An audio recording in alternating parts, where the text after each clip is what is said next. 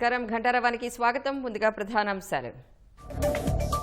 ప్రధాని పర్యటనపై చంద్రబాబుతో రాజధాని రైతుల సమావేశం. అమరావతికి పార్లమెంటు ద్వారా చట్టబద్ధత కల్పిస్తామన్నారని వెల్లడి.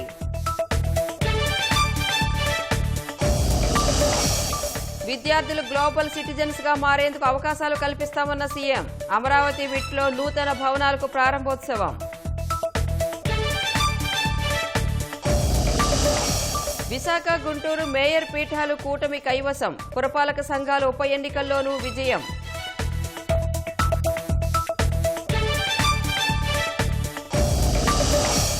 సిఐడి మాజీ చీఫ్ పివి సునీల్ కుమార్ కు మరోసారి షాక్. సస్పెన్షన్ మరో 4 నెలల పాటు పొడిగించిన ప్రభుత్వం.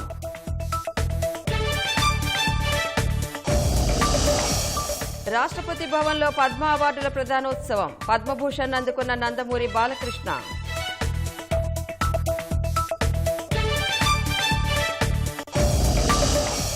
పహల్గాంలో కొనసాగుతున్న ముష్కర వేట. డ్రోన్లతో గాలింపు. అనుమానితుల ఇళ్లలో తనిఖీలు.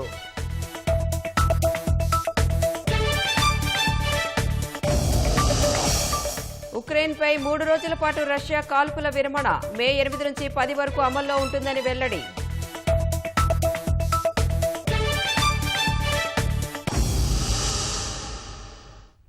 రాష్ట్ర రాజధానిగా అమరావతికి పార్లమెంట్లో త్వరలోనే చట్టబద్ధత కల్పిస్తామని ముఖ్యమంత్రి చంద్రబాబు తమకు హామీ ఇచ్చారని రాజధాని రైతులు చెప్పారు. ప్రధాని పర్యటన వేళ రాజధాని అమరావతి రైతులతో ముఖ్యమంత్రి చంద్రబాబు సమావేశమయ్యారు.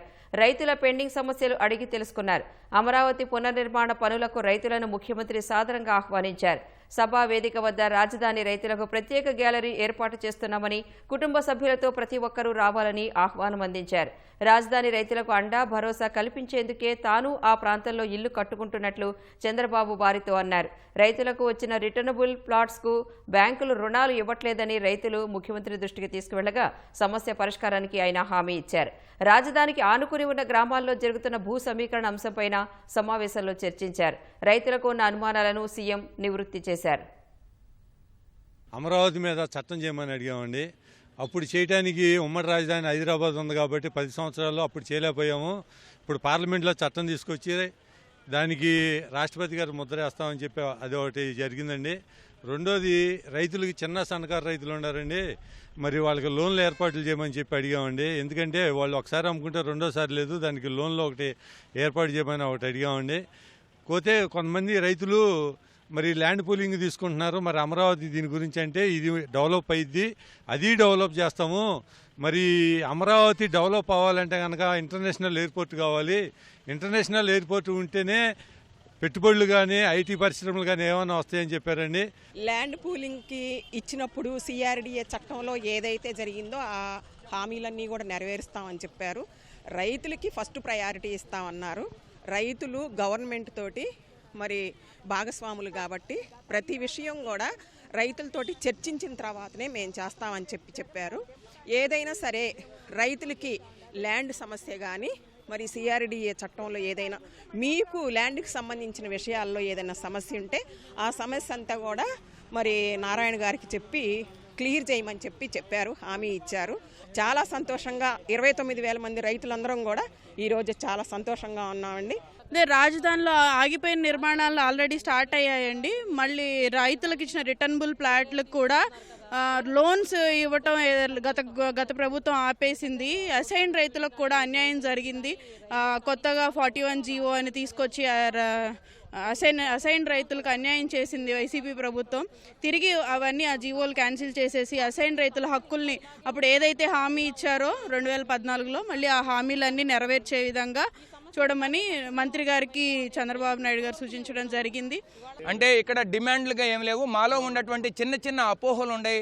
ఆ అపోహలన్నింటినీ కూడా వారు ఇచ్చినటువంటి ఏ విధంగా అమరావతి రాజధాని అభివృద్ధి చెందబోతుంది, ఆ అభివృద్ధి ఫలాలు అమరావతి ప్రాంత ప్రజలతో పాటు రాష్ట్ర ప్రజలకు కూడా ఏ విధంగా అందుతాయని వారు చెప్పినటువంటి విధానంతో మేము సంతృప్తి చెంది మా అపోహలన్నీ ఈ యొక్క వివరణతో పటాపంచలైన మేము ఆయన ఎటువంటి నిర్ణయం తీసుకున్నా ఆ నిర్ణయాన్ని స్వాగతించడానికి మేము సిద్ధంగా ఉన్నాం. తెలుగువారి ఆత్మగౌరవానికి ప్రతీక అయిన అమరావతి అందరిదని, రాష్ట్రానికి ఆత్మ వంటిదని ముఖ్యమంత్రి చంద్రబాబు అన్నారు. ప్రధాని పర్యటనను విజయవంతం చేద్దామని కూటమి నేతలకు పిలుపునిచ్చారు. ప్రజల్ని తప్పుదారి పట్టించే వ్యతిరేక శక్తుల పట్ల అప్రమత్తంగా ఉండాలని నేతలకు సూచించారు. వచ్చే నెల నుంచి రైతులకు అన్నదాత కింద పెట్టుబడి సాయం అందిస్తామని సీఎం ప్రకటించారు. అమరావతి రాజధాని పనుల పునఃప్రారంభానికి మే 2న రాష్ట్రానికొస్తున్న ప్రధాని మోదీ కార్యక్రమానికి ముఖ్యమంత్రి చంద్రబాబు కూటమి నేతలకు ఆత్మీయ ఆహ్వానం పలికారు. ప్రధాని సభను విజయవంతం చేద్దామని పిలుపునిచ్చారు. ఎన్డీఏ నేతలతో టెలికాన్ఫరెన్స్ నిర్వహించిన సీఎం వివిధ అంశాలను వారితో పంచుకున్నారు. ఒక కుటుంబం నివసించేందుకు మంచి ఇళ్లు ఉండాలని ఎలా అనుకుంటామో ప్రజలు గర్వంగా చెప్పుకోవడానికి కూడా రాజధాని ఉండాలన్నారు. తెలంగాణకు హైదరాబాద్, కర్ణాటకకు బెంగళూరు, తమిళనాడుకు చెన్నై రాజధానుల ద్వారా 70% ఆదాయం వస్తోందని, మనకు కూడా మంచి నగరం ఉంటే రాష్ట్రానికి సమృద్ధిగా ఆదాయం సమకూరుతుందని, ఆ దిశగా అమరావతిని నిర్మిస్తున్నామని స్పష్టం చేశారు. అభివృద్ధి వికేంద్రీకరణ ఎన్డీఏ విధానమని, అందుకే 2014 నుంచి ఉత్తరాంధ్ర, కోస్తా, రాయలసీమ జిల్లాల్లో కేంద్ర విద్యా సంస్థలు ఏర్పాటు చేశామన్నారు. అన్ని ప్రాంతాలను సమానంగా అభివృద్ధి చేస్తామని చంద్రబాబు పునరుద్ఘాటించారు. కొన్ని వ్యతిరేక శక్తులు ప్రజలను కావాలనే తప్పుదోవ పట్టిస్తున్నాయని సీఎం మండిపడ్డారు. ఎమ్మెల్యేలు, మంత్రులు బాధ్యత తీసుకుని అభివృద్ధిపై బురద జల్లే వారి పట్ల ప్రజలను అప్రమత్తం చేసి మంచి పనుల గురించి వివరించాలని చంద్రబాబు దిశానిర్దేశం చేశారు. రాజధాని నిర్మాణానికి రైతులు స్వచ్ఛందంగా భూములిచ్చిన విషయాన్ని సీఎం గుర్తు చేశారు. ఆ భూముల్లోనే రాజధాని నిర్మించడంతో పాటు తిరిగి వారికి నివాస, వాణిజ్య ప్లాట్లు అభివృద్ధి చేసి ఇస్తున్నామన్నారు. రాజధానిలో రైతులను భాగస్వాములను చేస్తున్నామన్న ముఖ్యమంత్రి రాష్ట్రానికి పరిశ్రమలు వస్తే యువతకు పెద్ద ఎత్తున ఉద్యోగాలొస్తాయని తెలిపారు. ఎన్ని ఆర్థిక కష్టాలున్నా అధికారంలోకి వచ్చిన 10 నెలల్లోనే ఎన్నికల హామీలు నెరవేర్చుకుంటూ ముందుకెళ్తున్నామని సీఎం వివరించారు. విశాఖ రైల్వే జోన్ మంజూరు, పోలవరానికి స్టీల్ ప్లాంటుకు నిధులు సాధించి యువతకు ఉద్యోగాల కల్పనే లక్ష్యంగా పరిశ్రమల ఏర్పాటుకు శ్రీకారం చుట్టడంతో పాటు సంక్షేమ పథకాలను అమలు చేస్తున్నామన్నారు.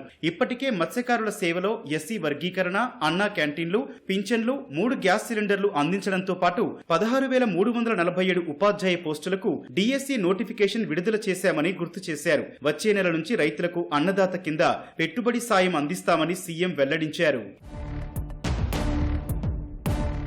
రాష్ట్ర వ్యాప్తంగా త్వరలోనే 42 నియోజకవర్గాల్లో పారిశ్రామిక పార్కుల ఏర్పాటుకు శ్రీకారం చుడుతున్నామన్న ముఖ్యమంత్రి రానున్న రోజుల్లో అన్ని నియోజకవర్గాల్లోనూ వీటిని ఏర్పాటు చేసి 1 ఫ్యామిలీ 1 ఎంటర్ప్రెన్యూర్ సాకారం దిశగా అడుగులు వేస్తామని తెలిపారు. విశాఖను ఆర్థిక రాజధానిగా, తిరుపతిని ఆధ్యాత్మిక నగరంగా తీర్చిదిద్దుతామన్నారు. రామాయపట్నంలో ఆరాంకో, అనకాపల్లిలో ఆర్సెలార్ మిట్టల్ స్టీల్ దిగ్గజ కంపెనీలు 1,00,000 కోట్లతో పెట్టుబడులు పెడుతున్నాయని వివరించారు. మిట్టల్ ప్లాంట్ పూర్తయితే 2 స్టీల్ ప్లాంట్లతో దేశంలోనే ఎక్కువ స్టీల్ ఉత్పత్తి చేసే జిల్లాగా ఉమ్మడి విశాఖ రికార్డు సృష్టిస్తుందన్నారు. రాయలసీమలోనూ స్టీల్ ప్లాంట్ ఏర్పాటు చేస్తామన్నారు. సీమను defence, electronic, automobiles, drone, satellite launching, green energy రంగాల్లో అభివృద్ధి చేస్తామని, లాజిస్టిక్ హబ్ గా రాయలసీమ మారుతుందని సీఎం చంద్రబాబు వివరించారు. రాజధాని అమరావతి పనుల పునః ప్రారంభం కోసం ప్రధాని మోదీ పర్యటనపై ప్రాథమికంగా షెడ్యూల్ ఖరారైంది. మే 2వ తేదీన ప్రధాని మోదీ తిరువనంతపురం నుంచి మధ్యాహ్నం 2:50 విజయవాడ గన్నవరం విమానాశ్రయానికి చేరుకుంటారు. అక్కడి నుంచి హెలికాప్టర్ ద్వారా అమరావతి చేరుకుంటారు. 3:25 ప్రధాన వేదిక వద్దకు వస్తారు. మధ్యాహ్నం 3:30 నుంచి 4:45 వరకు రాజధాని పనుల పునః ప్రారంభ కార్యక్రమాల్లో పాల్గొంటారు. ఆ తర్వాత 4:45 హెలికాప్టర్లో విజయవాడ విమానాశ్రయానికి వెళ్తారు. అక్కడి నుంచి నేరుగా ప్రధాని మోదీ ఢిల్లీ చేరుకుంటారు. విద్యార్థులను గ్లోబల్ సిటిజన్స్గా తీర్చిదిద్దేందుకు అన్ని రకాల అవకాశాలు కల్పిస్తామని ముఖ్యమంత్రి చంద్రబాబు తెలిపారు. అమరావతిలోని విట్ యూనివర్సిటీలో నూతనంగా నిర్మించిన భవనాలను ఆయన ప్రారంభించారు. అంకుర పరిశ్రమలు ఏర్పాటు చేసిన విద్యార్థులు వి లాంచ్ ప్యాడ్ పేరిట నిర్వహించిన ప్రదర్శన తిలకించారు. వాటి పనితీరుపై విద్యార్థులు ప్రజెంటేషన్ ఇచ్చారు. ఏం తయారు చేశారు, ఎలా పనిచేస్తుంది, దీని ప్రత్యేకత ఏంటి, ఎలాంటి సాంకేతికత ఉపయోగించారని సీఎం ప్రశ్నించారు. మరింత కొత్తగా ఆలోచించాలని, మెరుగ్గా తయారు చేయాలని కొందరికి సూచించారు. ఈ క్రమంలో నైపుణ్య గణనపై ఓ విద్యార్థి ఇచ్చిన ప్రజెంటేషన్ సీఎంను ఆకట్టుకుంది. వెంటనే సీఎంఓ అధికారులకు ఆ టీంతో మాట్లాడాలని సూచించారు. మైక్రోసాఫ్ట్, గూగుల్తో పాటు అంతర్జాతీయ సంస్థలు భారతీయులు, తెలుగువారి నాయకత్వంలో నడుస్తున్నాయని, ఇదే స్ఫూర్తితో విద్యార్థులు ఉన్నత స్థానాలకు ఎదగాలని సీఎం సూచించారు. ఆంధ్రప్రదేశ్ని రాబోయే రోజుల్లో ఒక ఇన్నోవేషన్ వ్యాలీగా తయారు చేస్తాను. ఒకప్పుడు మీరంతా కూడా సిలికాన్ వ్యాలీకి వెళ్లారు. ఇప్పుడు ప్రపంచం మొత్తం క్వాంటమ్ వ్యాలీ వైపు చూసేట్టుగా దానికి చిరునామా ఆంధ్రప్రదేశ్ అని చెప్పి మరొకసారి విజ్ఞప్తి చేస్తున్నా. దానికి సారథులు మా యువత, ఈ పిల్లలేనని చెప్పి మీ అందరికి విజ్ఞప్తి చేస్తున్నా. Top 100 universities in the world లో విట్ ఉండడం మనందరికీ సంతోషించదగ్గ విషయం. విట్ అయితే ముందుండాలి. ఆ విట్ లో కూడా విట్ అమరావతి నెంబర్ 1 గా ఉండాలని నేను కోరుకుంటున్నా.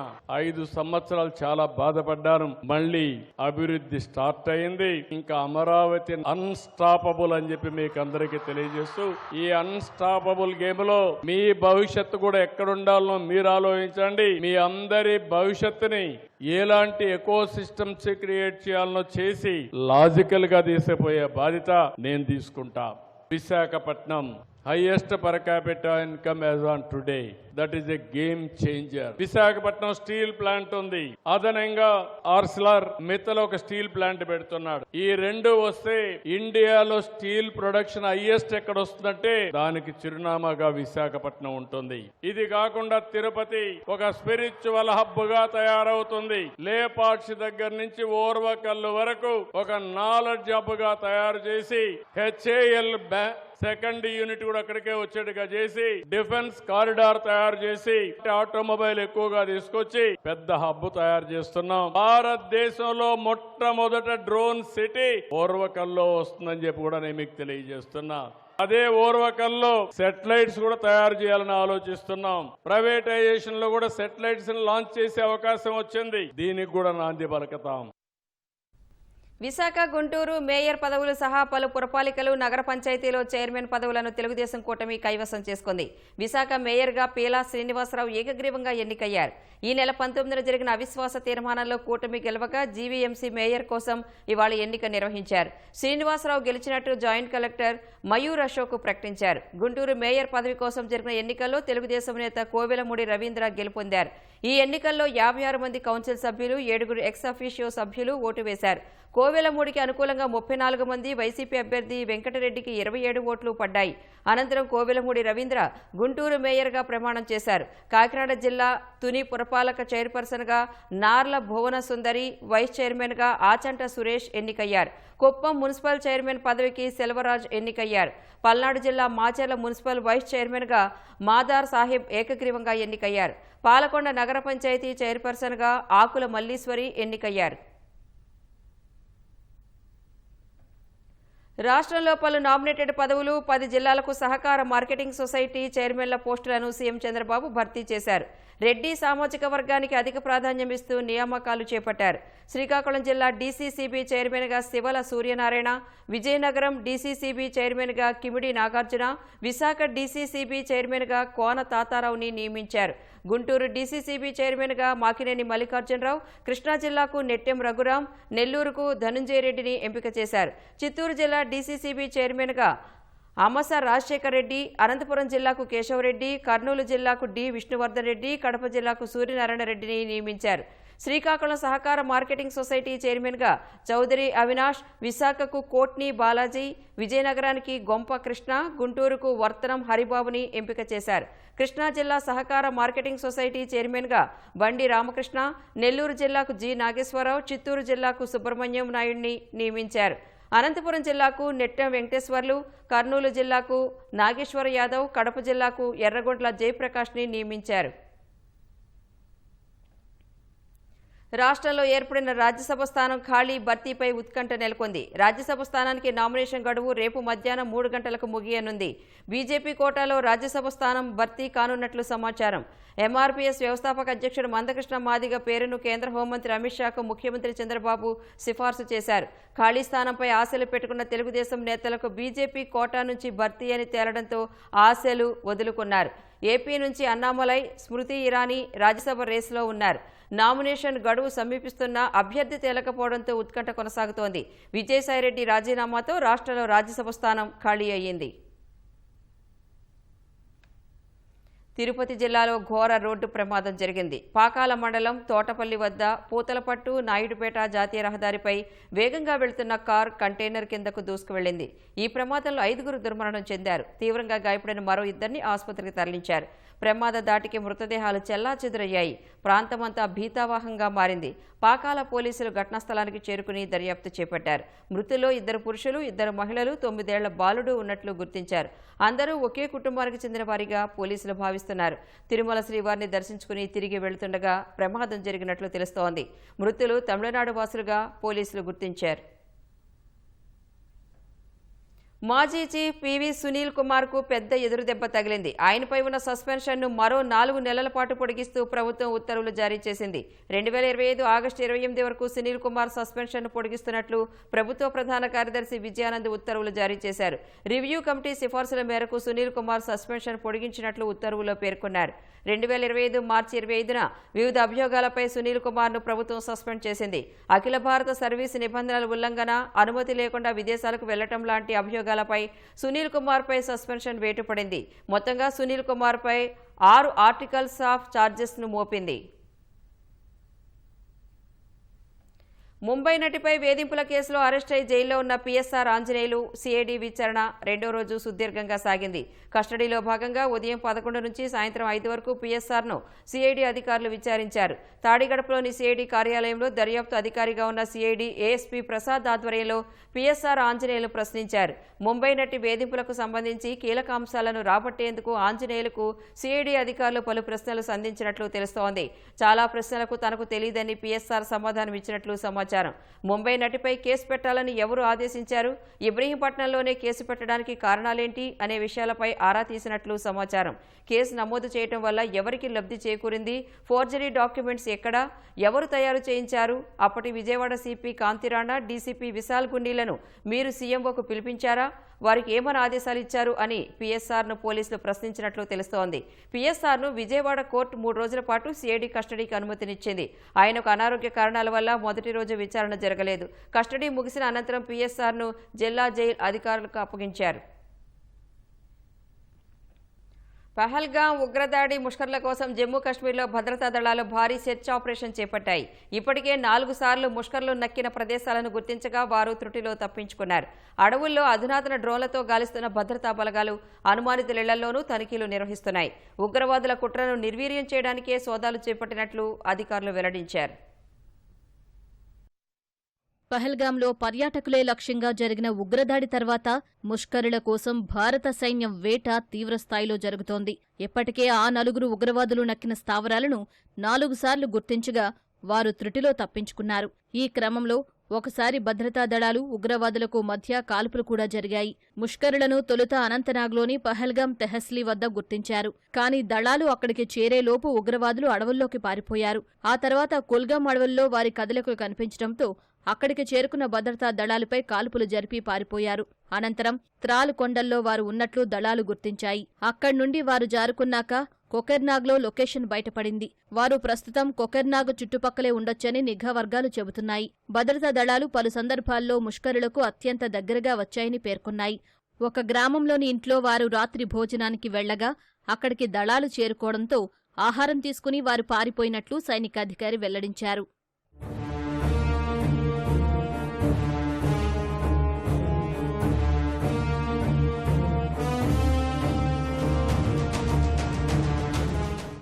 ప్రస్తుతం ఉగ్రవాదులు నిత్యావసరాల సేకరణలో అత్యంత అప్రమత్తంగా వ్యవహరిస్తున్నారు. ముష్కరులు గ్రామాల సమీపంలోకి వెళ్లినప్పుడు అక్కడ ఉండే స్థానికులను సంప్రదించి అడవుల్లోకి ఆహారం తెప్పించుకుంటున్నట్లు హ్యూమన్ ఇంటెలిజెన్స్ ద్వారా సమాచారం వచ్చినట్లు అధికారులు చెబుతున్నారు. ఈ నేపథ్యంలోనే సరిహద్దు ప్రాంతాల్లో ఉగ్రవాద కార్యకలాపాలపై పోలీసులతో కలిపి భద్రతా దళాలు భారీ సెర్చ్ ఆపరేషన్ చేపట్టాయి. ఈ మేరకు దోడా జిల్లా భదేర్వాలోని పలు ఇళ్లల్లో తనిఖీలు జరిపారు. ముష్కరుల సమాచారం ఏమైనా లభిస్తుందా అని ఇళ్లల్లో అణువణువు గాలిస్తున్నారు. ఉగ్రవాదుల కార్యకలాపాలపై ఇళ్ల యజమానులను ప్రశ్నించారు. ఉగ్రవాదులను వెతకడానికి భద్రతా దళాలు ఏ చిన్న అవకాశాన్ని సైతం వదలడం లేదు. దట్టమైన అడవుల్లో నక్కిన ముష్కరుల ఆచూకీ కోసం అధునాతన సాంకేతికతను వినియోగిస్తున్నారు. అడవులు అత్యంత చిక్కగా ఉండడంతో ఏది కనిపించినా ధృవీకరించుకోవాల్సి ఉంటుంది. దీంతో ముష్కరుల వేట కోసం అత్యాధునిక డ్రోన్లను భద్రతా దళాలు రంగంలోకి దించాయి. అడవుల్లోని అనుమానిత ప్రదేశాలకు డ్రోన్లను పంపి ఉగ్రవాదుల ఉనికి కోసం వెతుకుతున్నారు. సరిహద్దు ప్రాంతాల్లో కూడా అపరిచిత వ్యక్తులను గుర్తించడం కోసం డ్రోన్లను వాడుతున్నారు. ఉగ్రవాదులు పారిపోయే ముందు బైసరన్ లోయలో కొందరు సందర్శకుల నుంచి మొబైల్ ఫోన్లు లాక్కున్నారు. తమ వారితో మాట్లాడేందుకు వాటిని వాడొచ్చన్న అనుమానాలు ఉండటంతో టెక్నికల్ ఇంటెలిజెన్స్ బృందాలు అత్యంత అప్రమత్తంగా ఉన్నాయి.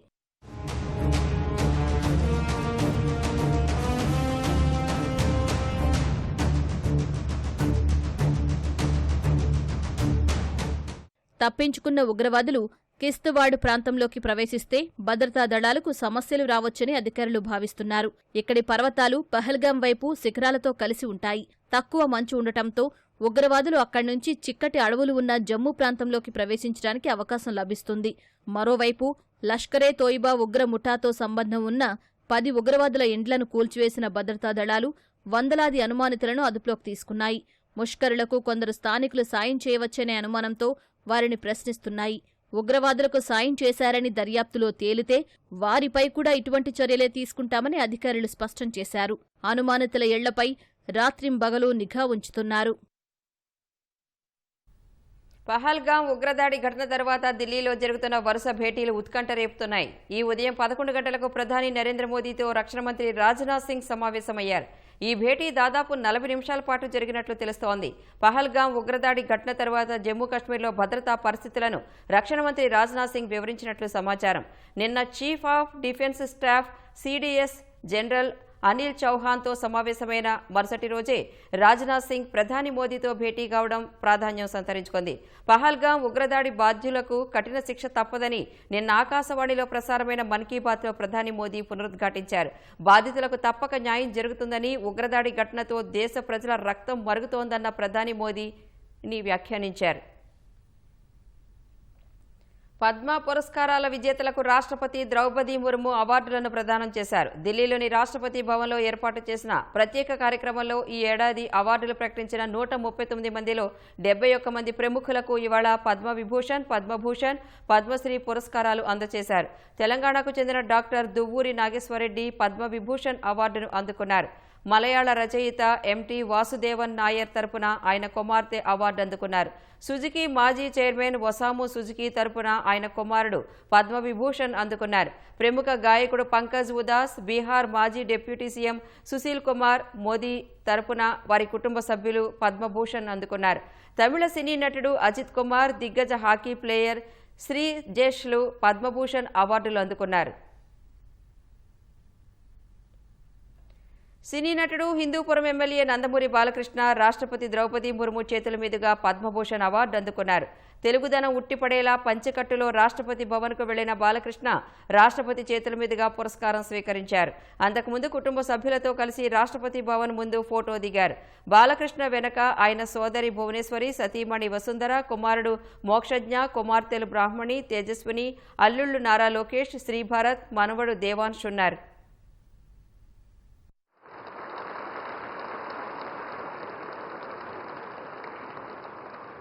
पद्म भूषण श्री नंदमूरी बालकृष्ण, कला फिल्म अभिनय।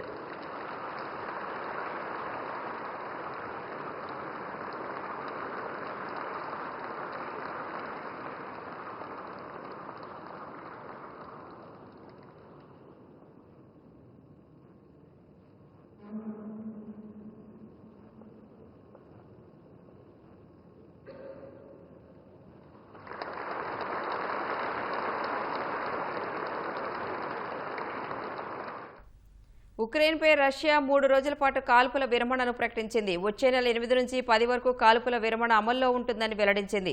రెండో ప్రపంచ యుద్ధంలో నాజీ జర్మనీపై విజయానికి గుర్తుగా రష్యా ఏటా నిర్వహించే విక్టరీ డే వేడుకలు వచ్చే నెల 9న జరగనున్నాయి. ఈ కారణంగానే రష్యా 3 రోజుల పాటు కాల్పుల విరమణను ప్రకటించింది. మే 7 అర్ధరాత్రి 2:30 గంటల నుంచి కాల్పుల విరమణ అమల్లోకి వస్తుందని రష్యా అధ్యక్ష కార్యాలయం క్రెమ్లిన్ తెలిపింది.